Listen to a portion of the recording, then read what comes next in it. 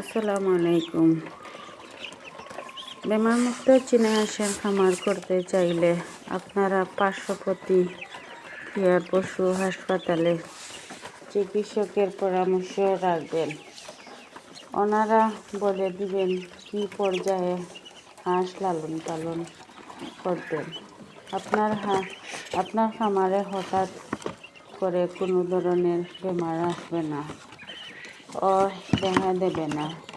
আমিও একজন পশু চিকিৎসকের পরামর্শে হাঁস মুরগ লালন পালন করি। ওজন্য আমার ঘরে সব ধরনের ঔষধ এনে আমি রাখি, কারণ আমি আগামীতে একটি বড় খামার করার পরিকল্পনায় আছি। আপনারা সবাই দোয়া করবেন, আল্লাহর রহমতে আমার সব হাঁস এবং হাঁসের বাচ্চাগুলা সুস্থ আছে। আর আমার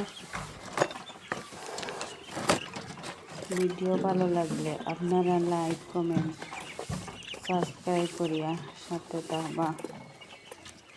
আসসালামু আলাইকুম।